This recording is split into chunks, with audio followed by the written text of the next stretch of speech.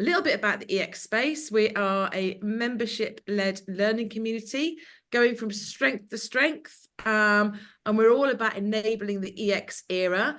We now have 3 accredited masterclasses as part of membership, so you can become a kind of an EX master. And it really is the gold standard in EX and engagement development and training. So I put a lot of work and effort into it, and we are getting fantastic feedback from those people who have already been through the training. So that's a little bit about the EX space. If you want to know more, drop me or Lee or Katie a line. We can happily give you a tour. Lots of different membership packages to suit your needs, suit your budget. Lee, do you want to add anything to that, or do you want to introduce yourself? You're on mute, Lee. It's not a webinar unless one person does it. I did it. Sorry, guys, we're unmuted now. I always add, I think, whilst learning is very much at the heart of the EX space, it's much more than that. To me, it's a kind of entire professional life support system. There are templates, tools, diagnostics, and a really vibrant professional community, global community now within the space. So as well as the incredible masterclasses and bite-sized courses that we've got, there's a whole wealth of other professional support tools, if you like, as well. Lee Smith, three decades, mainly in comms, but a late adopter of design thinking and everything EX, and looking forward to this session with Sodi this morning. Thanks, Lee.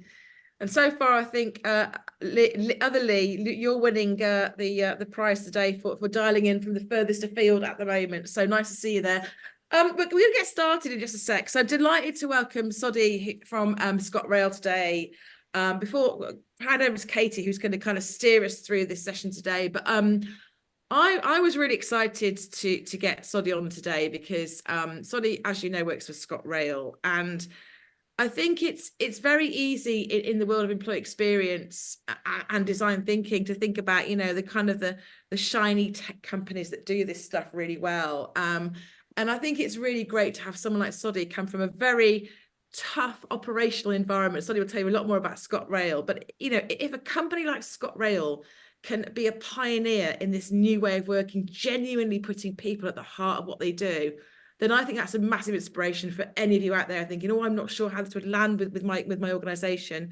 Sodi will tell you, all about ScotRail, but it's a tough operational environment. Got a lot of employees, a very complex operational kind of situation going on. You've got trade union stuff happening. It's a tough place to work, and I think for me that the fact that you're able to pioneer this approach gives inspiration and hope to other organizations out there who say, well, it's all right for your Googles and those sorts of companies to do this sort of stuff, but what can we really do this? I think yes, you can, because ScotRail can do it.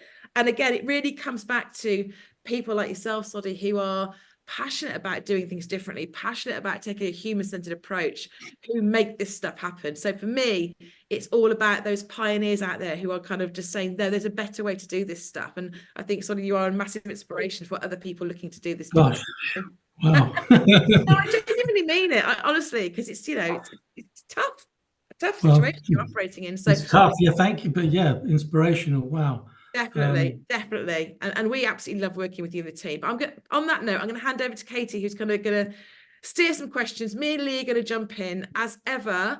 If you've got questions as we're going through the webinar, pop them in the chat or put your hand up to unmute your mic. We'd love to hear from you. So I'll hand over to you now, Katie, to get things started. Thanks, and thanks, Sodi, for joining us. Really chuffed to have you on board. So Sodi and I actually worked very closely on this particular program that we're going to be talking about when I was wearing my other hat for People Lab. So I'm really excited to be talking about this as well, because it was a great team to be working with. So Sodi, Digital Learning Manager for ScotRail. We were first introduced by your colleague, Wayne Hetherington, who is Leadership and Talent Manager at ScotRail as well. Sodi, do you want to tell us a little bit about your role and about ScotRail? Yes. Kind of get into the detail. my role. So digital learning manager is a newly formed role. It was formed 2.5 years ago, and I'm the first one. So I've been with ScotRail for 2.5 years now. Primarily what we do is we develop and manage all the learning interventions that are digital for ScotRail. So the LMS, I have a small team that develop content. So we develop specialized content for ScotRail, generic things, compliance training, and anything that one of the end users or our colleagues can actually access and use on a tablet, phone, laptop, whatever they can get it on. How I got involved in this project, because I had nothing to do with any of this until the head of OD&D at the time, Rosemary, asked me to have a look at this and see what I thought. And I thought, oh, we could do something with this. So, cut a long story short, we got engaged with People Lab and Kate, and we started the project off. Taking a step back, we'd never done anything like this before. Onboarding for us was a process. And by process, I mean get people on as quickly as you can, get them trained up as quickly as you can, get out there to carry on with the operations, doing what we do best, which is running trains on time, getting our passengers to and from wherever they want to get to safely, and keeping everyone safe, on time, and to budget. I had to pull in people across the business who I'd not worked with before, so that we could start this process, and that was interesting. And I think we'll go into that in a bit more detail later on. Work-wise, I'd never done anything like this ever. To me, this is real HR territory. I'm technophobe, so everything I do is around technology, how I can deliver things using technology. But this grabbed me because there were elements of this that I could actually see me engaging and using when we design our content moving forward, particularly on induction, which is where I'm going to be involved moving forward with this, completely redesigning our induction program. And we did a little map, and we'll talk about prototypes and stuff like that later on. But for ScotRail, something new,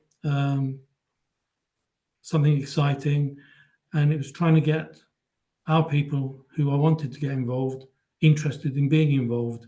Once they started, they were hooked, big time.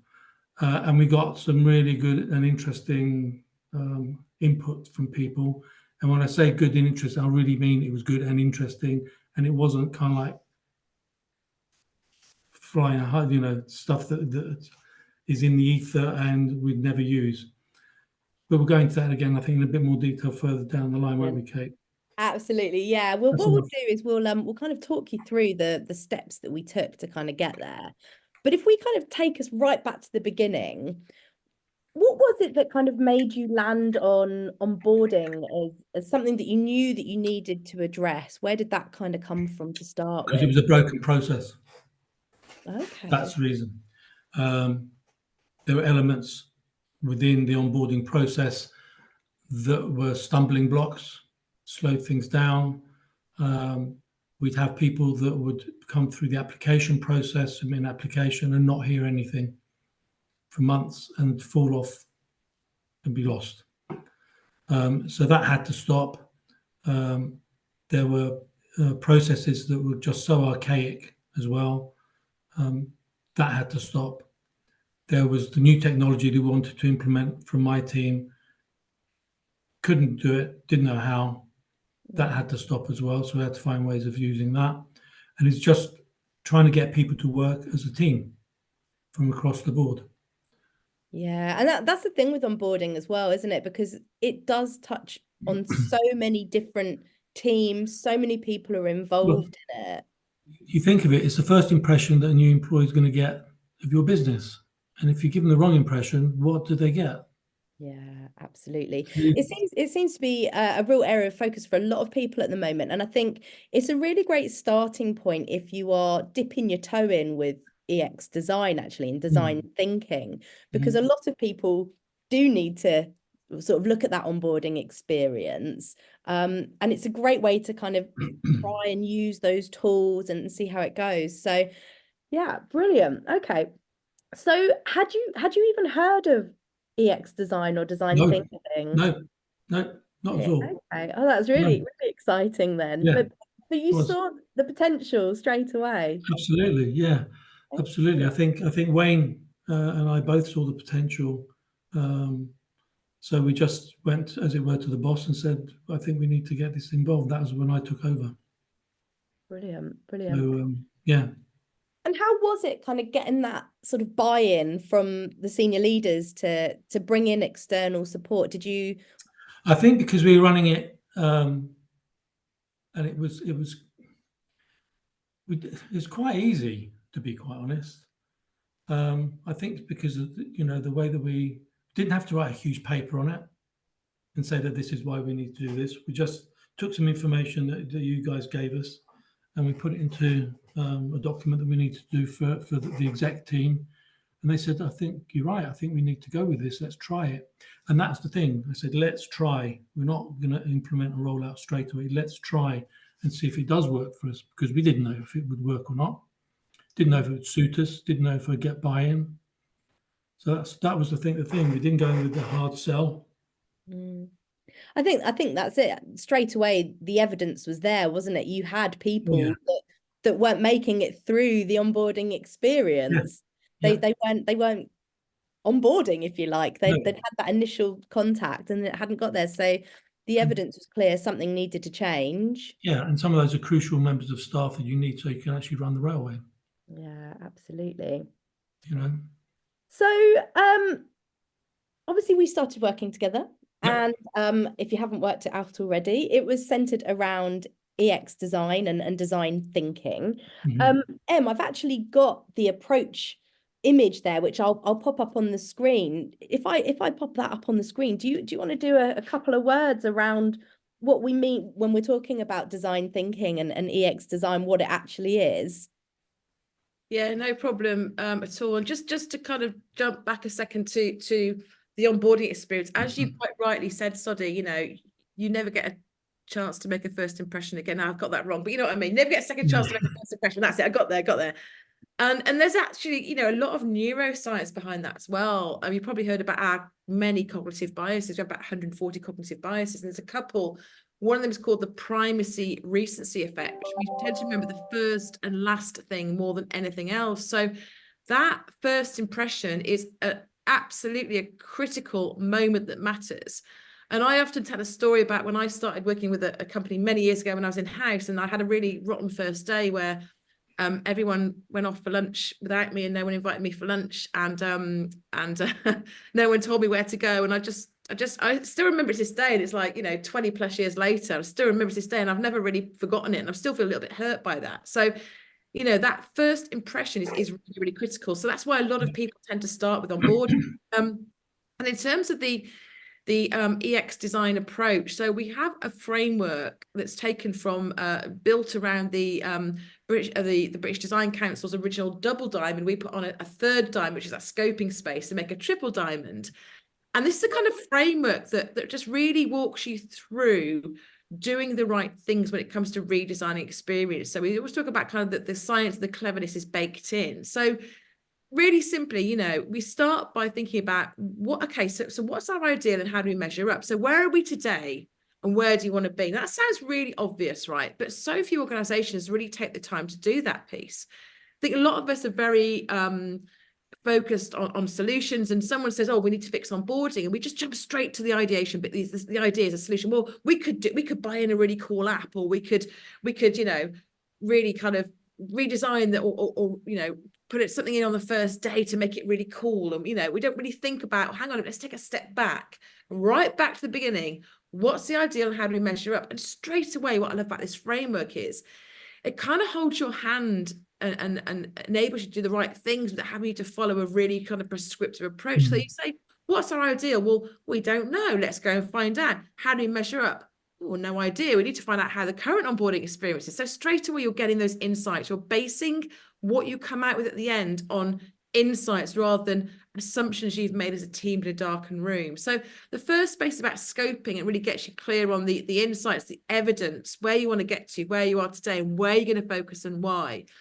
And the middle space, we call it the opportunity space rather than solution space. That's all about taking a human-centered approach to this. And Sodi will talk you through how we did this with ScotRail, but rather than kind of assuming that we know what is best for our new stars, you know what, let's go out and speak to them. Let's genuinely take a people-centered approach and understand how that experience is for them. That helps us to overcome those innate biases we have about what we think will work. We find out from people, our employees, what will actually work for them. And then we kind of redefine that need. So what is it we actually need to fix here? Is it the hygiene stuff? Is it that day one experience? And what we're looking at here are the solutions we're going to develop are genuinely based on insights rather than our assumptions. And then you get to the fun bit, which is the solution space. We're pretty familiar with that. That's the kind of ideation and prototype and testing. So Sodi's going to talk you through what kind of the ScotRail journey was through this model at each step of the way. So I'll hand back over to you now, Katie. Any questions on that though, drop them in the chat and I'll answer them. Thanks, Em. That's brilliant. I knew that you'd do a much better job of kind of giving that overview than I ever could. Very So, much. and also, because you're too modest, I'm going to say it for you. Also, Emma's new book about EX, design thinking, employee experience by design, has just come out this week actually. So Yesterday. quick plug in there as well, because I knew that you Edition. wanted to say it. Second edition out yesterday, yeah. Excellent, thank you. So let's go to that kind of starting point then. So we obviously knew that we wanted to get employees involved. So how did you land, Sodi, on the people that you wanted to get involved in this process? So we mentioned that we ran through that approach using workshops and getting people in a room together, or a virtual room if you like. So how did you choose who to involve? Well, we put a survey out to the newest employees. For, I think we went to 9 months. Yeah, 9 months. Yeah. So those who had been employed up to 9 months before the date. So we sent out a questionnaire. I think it had about 12 questions on it. It was quite short, about their experience of onboarding. So that came back in, and that gave us an insight into some of the ones that had some interesting things to say. So we invited those people along to the workshops. And we didn't get too many from there. I think we got I think it was 3 we got from there who actually said, yes, we'll turn up, we'll come along. Then what we also did was some of the driver trainers and also the conductor trainers. We asked them to give us a couple of names of people that they thought would be quite good and give us some input. So they asked for volunteers, and we got a couple from each of those as well. So we had quite a mixture. Not as many people as I would have liked, but actually it didn't really matter because they gave us some really good input. Yeah. So that's how we chose as it were, the target audience. And I think that was the other thing that was really, really useful actually, is whilst we obviously had people who'd recently been through the onboarding experience as employees first and foremost, we also got other people involved who touched that experience in some way, such as obviously line managers that are constantly bringing in new people to their team, or people from people services who also really do impact that process and that experience for those people going through it. So so we had managers of some of those people involved as well. So that was good because you had that continuity, because what we wanted as well was the input from the managers as what they thought of a perfect, or what they saw as a perfect or an ideal onboarding experience for new starters. And that was interesting because it wasn't too far away from what we thought, particularly me being new to the business, what I thought would be a good experience. So that was good, and that gave us the basis to move ahead with the thinking of how we can get all this in place, and we'll talk about it later, but the prototyping was the really interesting part as well, I thought. Yeah, definitely. And having some of those people in the room with you at that time, it sort of prevents you having to have that secondhand conversation down the line. They're straight away, they're hearing it straight out of the horse's mouth, if you like, that felt like for people. So and I think as well, I've mentioned this before to you, Kate, that having everything virtually held rather than in a classroom or a meeting room actually helped some people that had kind of like that feeling, well, I don't want to put my hand up in it because everyone will see me. But doing it virtually, doing it through Teams, which is what we use, it seemed to work really, really, really well, better than I thought. Because that was one of my concerns at the beginning was, well, we're not going to get people together because everyone's so differently remote. That's the other thing about us. We have such a huge geographic spread that I'm trying to get the people that are right at the northern part of Scotland involved, as well as the central belt, as well as the, the west and the east coast. So we managed to do that, but we could only do that remotely, and that did work very, very well.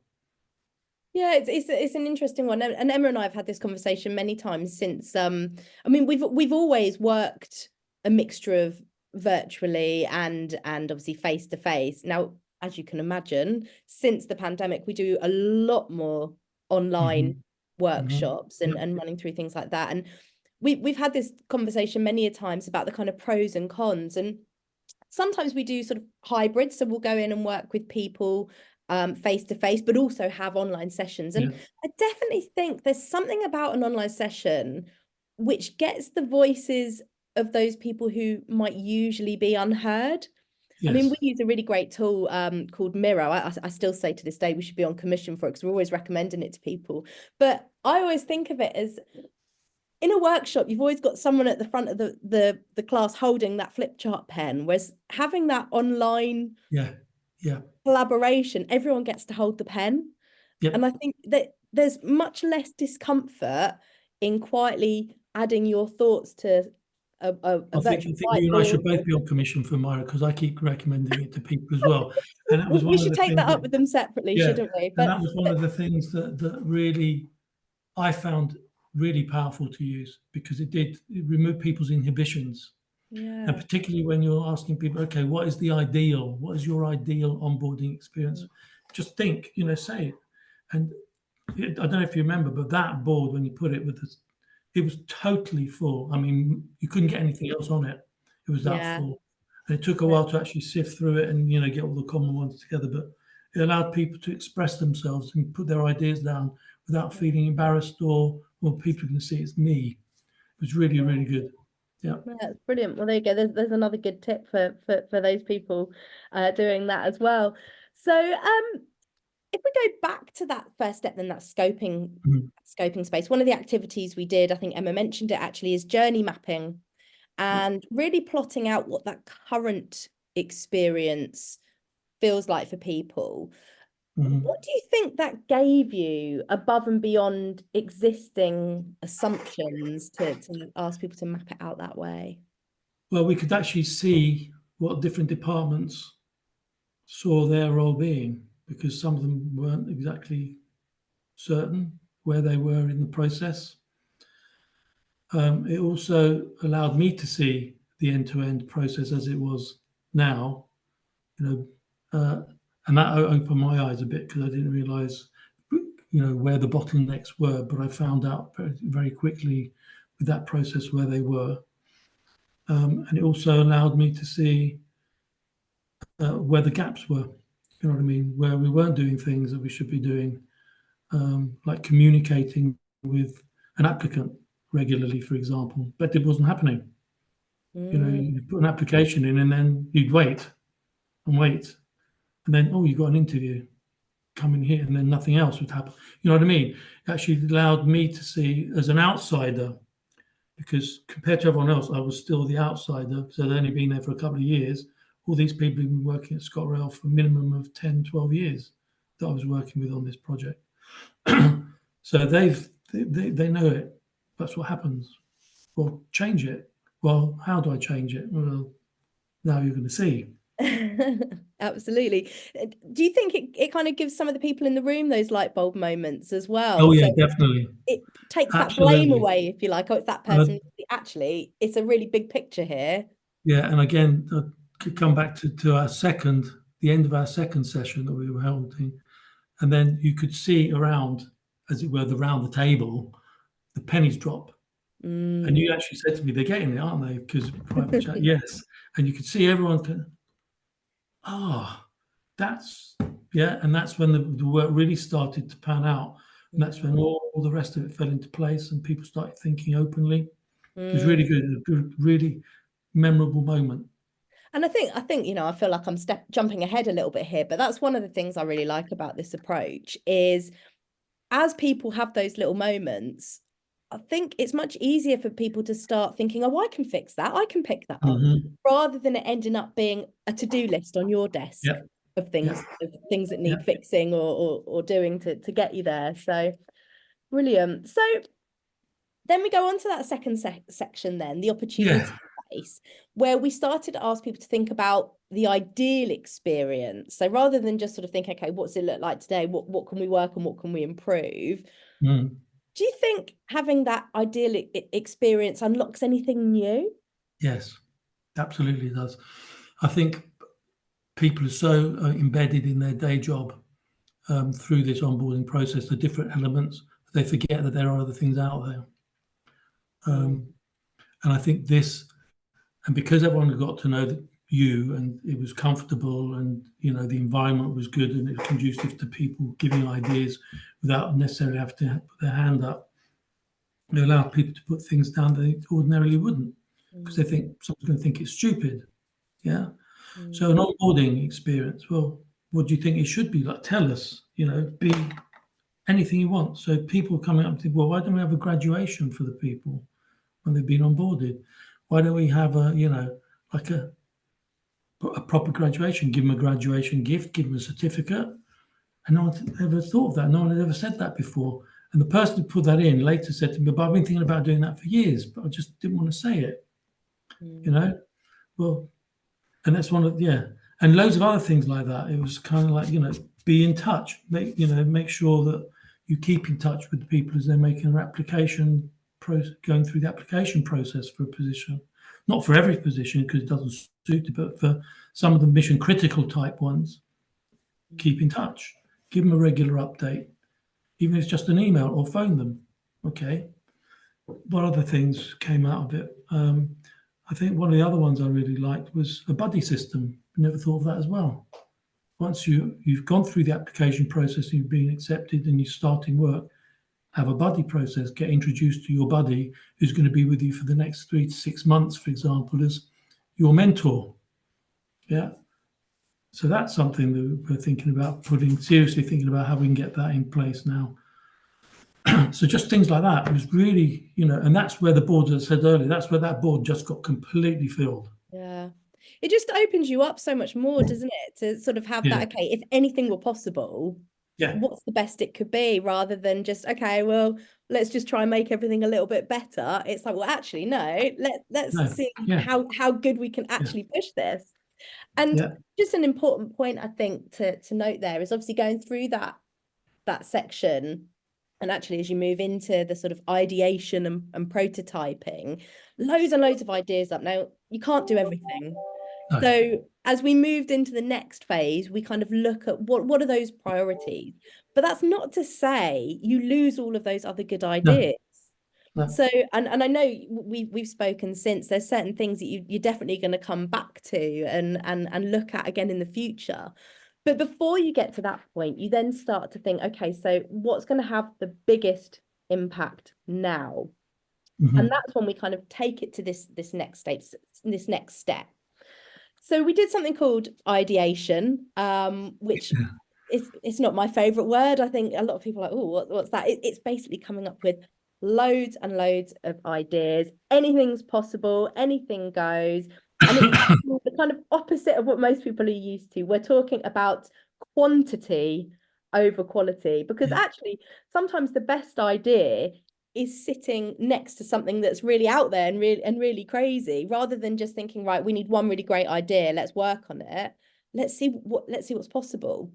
So we did a load of ideation, we came up with loads of different ideas, but then we wanted to kind of take those ideas to the next step and sort of say, again, what's going to give us the biggest impact? We had various different activities to kind of get us there. So we went back and we revisited those current experiences, moments that mattered, the things that really had the biggest impact on the people today. So whilst it might be one thing in particular that was coming up time and time again as not being the best experience, it might have been that actually it didn't really matter that much to them. Yeah, it's not great, but it doesn't matter. Whereas there's something else really made a much bigger impact. So then we looked at those and we did something called how might we questions. I'm going to put you on the spot here. Are you okay to give a quick on the how might we's, because you just sum it up so beautifully? Yeah, no problem. So how might we questions are a tool to help us. It's end of that second diamond, that scoping diamond, where you're really thinking about what's the human need here.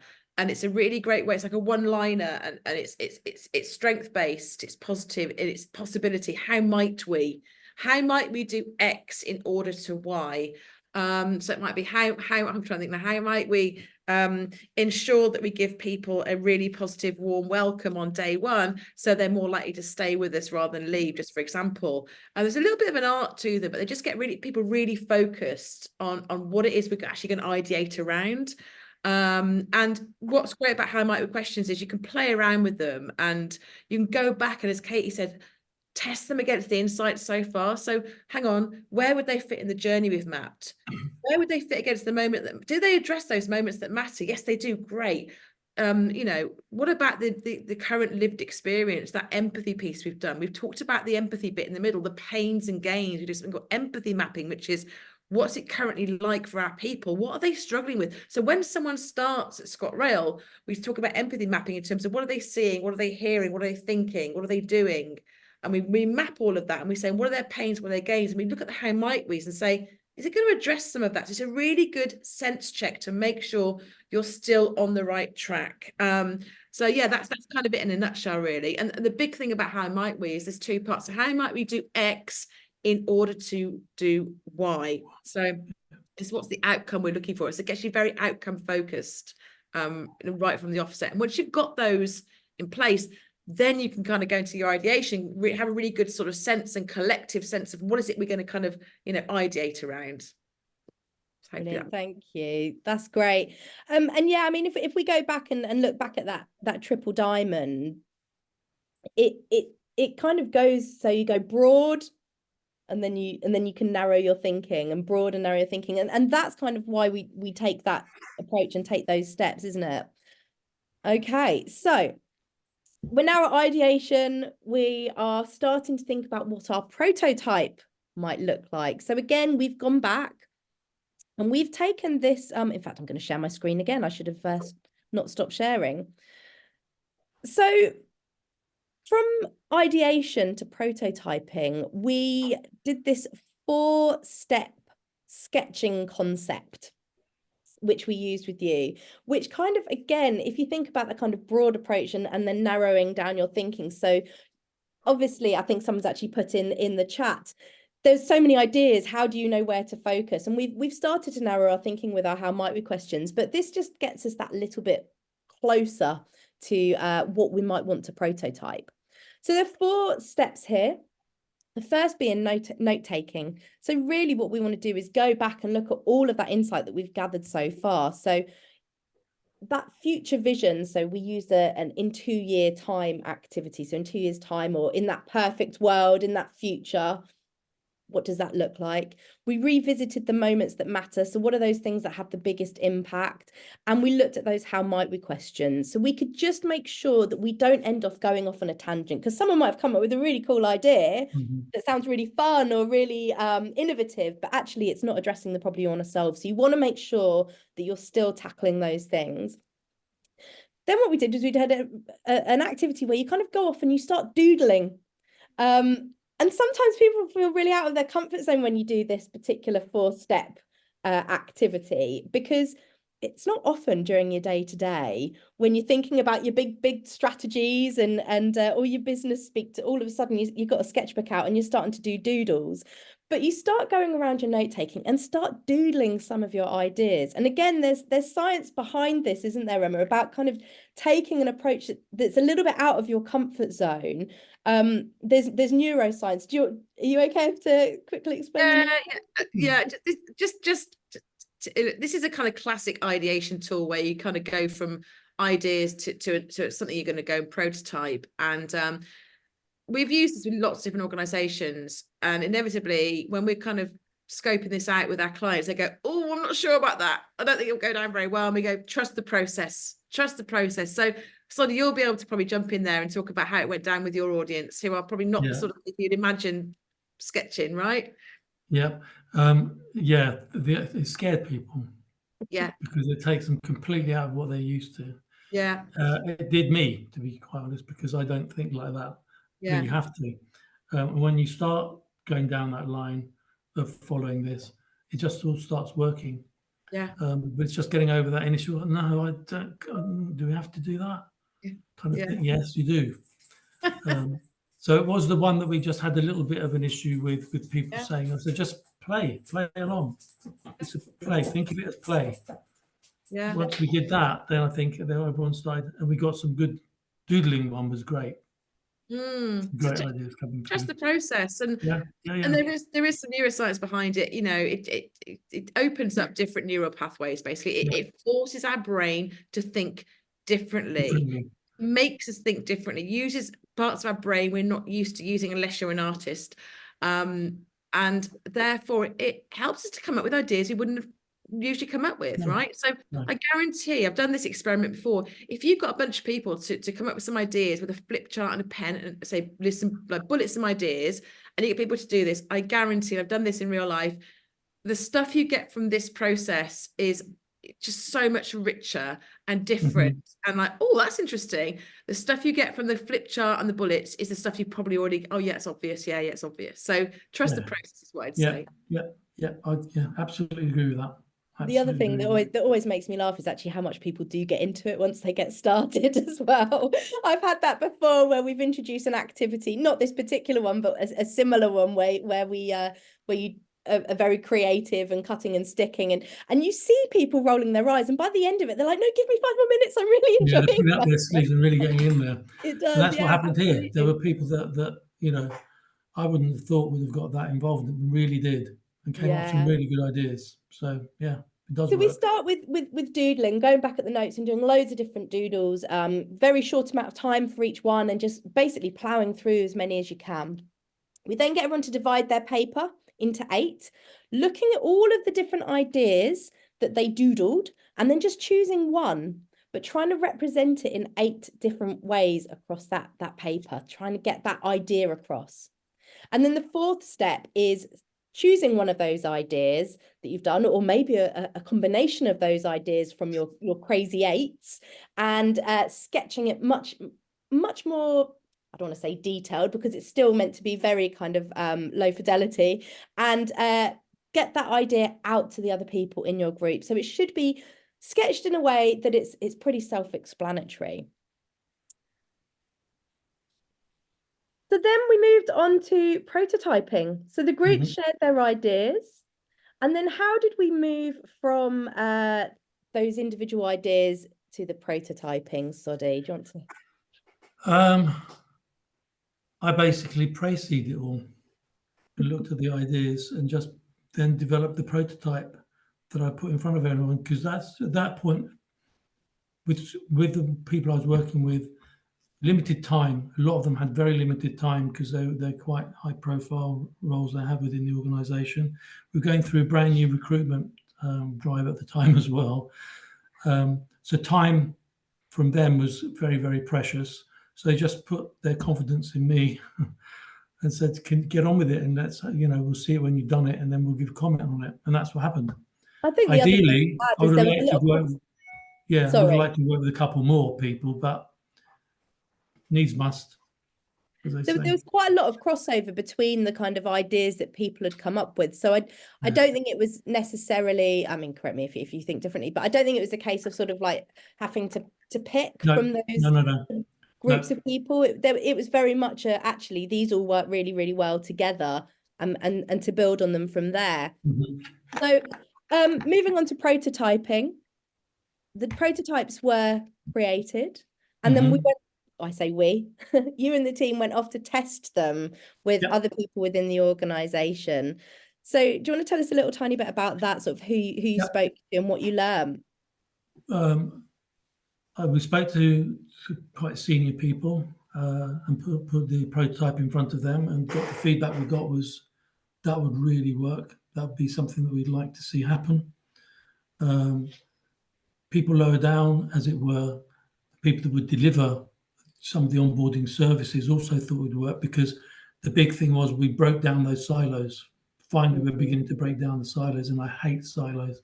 It's the bane of my life. So everywhere I've worked, if there have been any silos, I go straight in there and try to smash them so everyone starts working as a big team.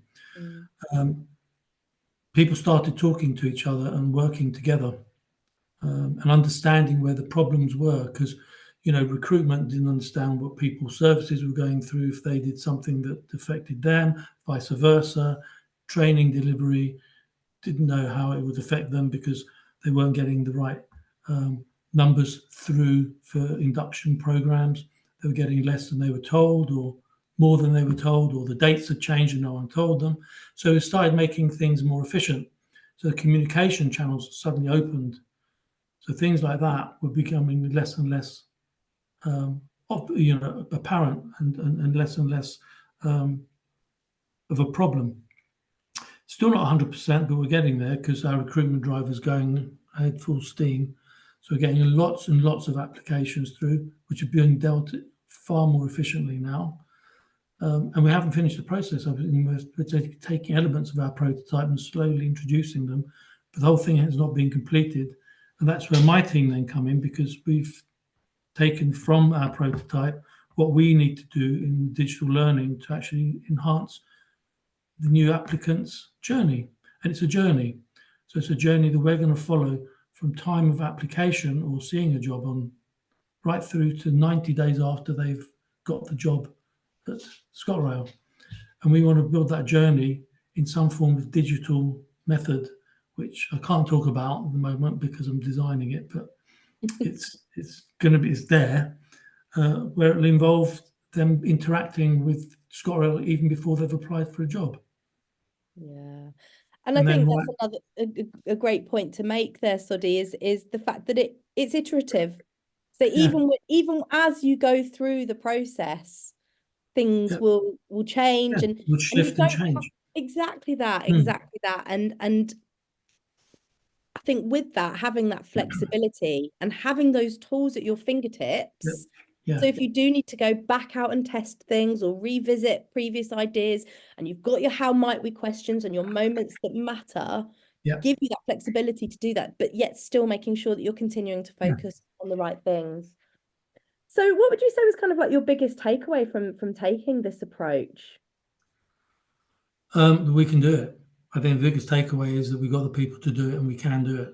It's just giving people the space to actually experiment, as it were. And that's what we were doing. We're experimenting, and then putting the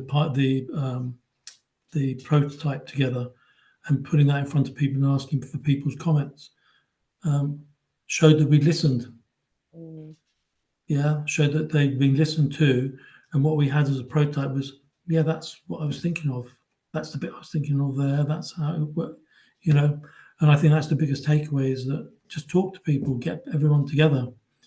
But I think one of the other things I learned as well is, don't do it yourself, because to do this successfully, you need an outsider to come in and help you do it, because Kate saw things that we didn't see. And those things vice versa. It's always good to have that. You know what I mean? It was really good to have you there with your experience and our experiences, and you asking a question, and we're going, I never thought that, and let's say vice versa, because I remember when we were kind of like coming to the end of the project, and we learned so much from each other. Definitely. I mean, just you've got the internal knowledge. The business better than I ever could, but also just having a different pair of eyes on it. I think, it was really great working with you and the rest of the team. So good. Thank you. I've seen that we've had quite a lot of questions coming in whilst we've been chatting. So let's have a look and see what we've got. We may have answered some of them through our conversation, but let's have a little look. Let's see. Okay, very interesting to talk through the process, taking feedback from line managers. Curious to find out how you balanced what you and the line managers thought would have made a good onboarding experience versus what the data was telling you. Was there anything interesting or anything that surprised you by kind of opening up that conversation? To be honest, not really. I think because the line, when I'm thinking about the line manager, I'm thinking about more of their frontline line managers. Now these guys could have anything from a dozen to 80, 90 people reporting to them. So the 80 or 90 people that report to one line manager, that's a big job for that line manager. So anything we can do to actually alleviate their first contact, as it were, with the new employee would help them greatly. So we came up with the idea, which they really like the idea of, is having that buddy system I mentioned earlier, which we've yet to put into place, but it's happening in some of the areas. And that really helps the line manager because they can't meet everyone that starts because of their working roster and so on and so forth. So you actually match them up with someone who will be there for some of the time or most of the time that they're working, when they're there for the first month to 2 months. And they get to meet the line manager, but they won't have to spend so much time with the line manager. So that's where the positives came back from the frontline staff. Yeah, definitely. And I think, you know, from that as well, it kind of proves that benefit again from having those different people in the room, because if it had just been employees in the room, they might have all said, oh, I want to meet my line manager on the first day. And we think, okay, that's what needs to happen. But actually listening to the line managers, they've kind of expressed where they need help and support during this process as well. So I think having those people. And there are other important things as well that alleviated the line managers, making our process of actually getting uniforms to people more slick. So that they wouldn't arrive and say, oh, I haven't got my boots or I haven't got this. So, you know, things like that seem mundane things, but they are so important that, you know, you want to turn up to work on your first day with the right uniform. Yeah. And so often these things are the things that you think are so obvious, but still don't always happen, do they? So another question here. How do you manage all the different expectations or requirements to make sure that the project doesn't become too big and too complex? How do you manage that? I don't know if you can manage that process, to be quite honest. That's a difficult one because you can't really manage that to make it is what it is, and it's different for different areas of the business. I'll understand it from the back office aspect, from the RHQ, because that's where I'm based. That's the easiest area. But I think when you're dealing with frontline staff again, and frontline staff make up 4,000 plus of our employees, so the major bulk of our employees, it's a very difficult one to manage their expectations. I think anything you can do that alleviates pressure from those concerned, that's what you need to do. And again, our prototype, which I can't show you, but it has elements in that does that. You know, but it's a difficult one. It really is difficult. And there's no answer to it because different for every business, for every department. Absolutely. And I think that's one of the ways this process really helps, actually, is because you are involving people every step of the way. To help some of those expectations be set. I think coming back to the point I've made a couple of times already, the fact that you're bringing people into these conversations right at the start, people are starting to take some of that accountability themselves as well, rather than you having this list of things to do and the expectation is all on you. Can you fix all of this, please, Sodi? Yeah, which is what I did want to happen. And at one stage, that was beginning to happen. So don't be scared to delegate and say, no, I don't understand that. I'm not going to do that. That's your bit to do. Just jumping in there, guys. A couple of things. I love the way you're being really transparent about the process, Sodi, because you do have to be pragmatic with this stuff, right? So you said actually sometimes, you're borderline on it all landing on your plate again, or you suddenly we said about the prototyping that you realize you need to kind of confidence. You kind of came up with the prototype and everyone said, yeah, that's great. And I think in terms of managing expectations, the beauty of this process is, you know, there are lots of points at which you can prioritize. We've got some prioritization tools that we use, and also, you know, you keep going back to those moments that matter, and you're able to tell this story around, this is why we're going with what we're going with, because we've gone on this journey with people. These are the insights. This is the feedback we've had. We've mapped all of this. We've looked at what matters to people, etc., etc. And it tells a really clear story, which really helps with stakeholders and with employees as well, to sort of say, actually, I get it. And we, like Katie said before, it doesn't mean we're not going to come back to the other stuff, but we got to take it one step at a time, right? There's a lot to go at here. So, for example, quite often it might be, let's sort out the hygiene stuff first of all. Before we do anything else, let's make sure people have got the right uniform on day one. Actually, that's a piece to fix often for companies. So it might be we're going to focus on that first, for example. And it also depends. You might think of what's the low-hanging fruit. What can I do that's going to give me a big impact? That's not going to be difficult for me to sort out. So for us, it was uniforms, for example. Yeah. Well, let's sort that out, because that seems to be, and that came out when we had the survey that we put out to the recent new employees. Excuse me. That was one of the things, you know, bugbear. I turned up and I didn't even know the code number to get into the depot. Things like that. Okay, those are easy, quick things for us to change, and they're going to be quite high impact because people start talking about it. If they start talking about one of the things that you've managed to succeed, and then 2, then 3, then 4, they start getting, hey, this is beginning to get good now. So the experience is beginning to improve without us having to do too much. But at the same time, all the real stuff, the major upheaval of the onboarding process is slowly taking place in the background. And it will slowly take place in the background because you can't do it all at once. So with us, we've got multiple systems that are being used for different things. Well, what do we do with that? Well, we haven't decided on that yet. Do we replace that with one, you know, one system does everything, or do we carry on with what we're doing in little bits, but actually help those systems talk to each other far better? So again, those are decisions I can't make. That's for, you know, the senior people to make. But at least we understand it and we can put it in front of them and say, that's a major obstacle moving forward. What do you want us to do with it? These are the options. So it's not going to be my problem to solve. It's someone else's, but I'll have to implement it once it's been decided upon. As long as it makes the onboarding experience better, I'm for it. If it's something that's going to take us back a step, that's when we start raising our hand up. The pilot, you know, idea, the prototype idea gets put in front and said, well, that's what we want to achieve. So it's different for every business, as I said, and I'll keep saying that because it is. Yeah. Thank you, Sodi.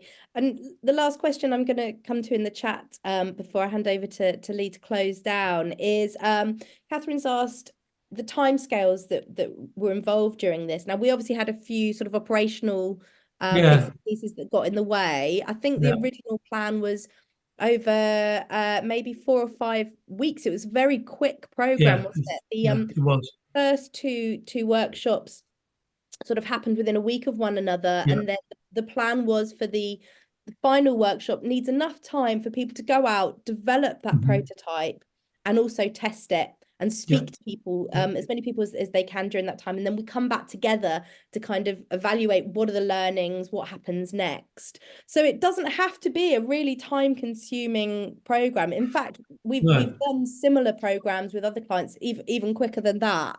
So it doesn't have to take a really large amount of time. And I think between the second and third, we had a slight break because of the operational issues that we had. And that kind of like, we had to go through and do a review at the beginning of that, if you remember.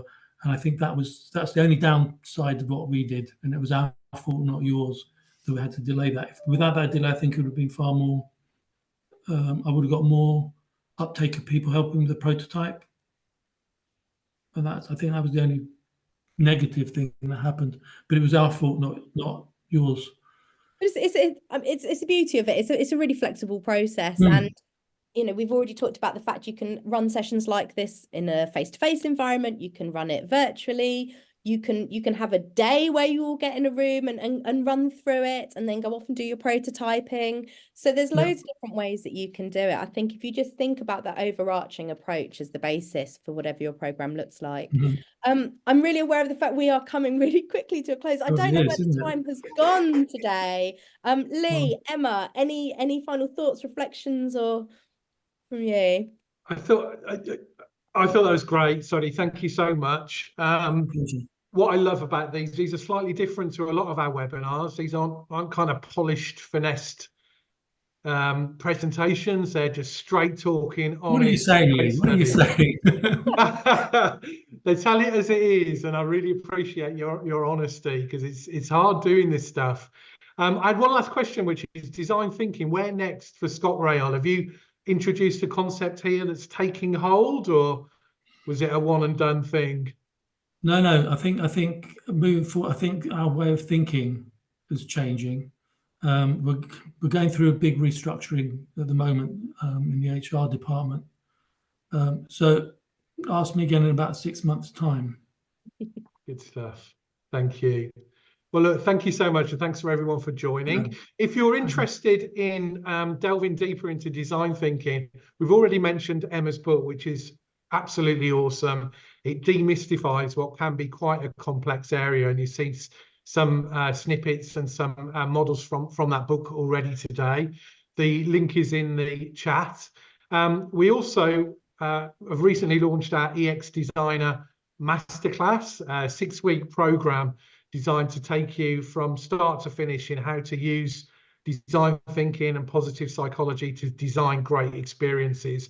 We're going through the first cohort at the moment. The feedback so far has been phenomenal. We'll be rerunning that in a couple of months' time, so keep a lookout for that. That's included as part of your membership. If you sign up as a EX professional member, you get that along with all the other masterclasses. Highly recommended if you're into or want to learn more about design thinking. Enough of the adverts. Thank you all for joining us today. Massively appreciated. Sodi, thank you so much for sharing your story. Until next time, cheers everyone. Thanks, Sodi. Really appreciate it. Thanks, everybody. Bye, thanks.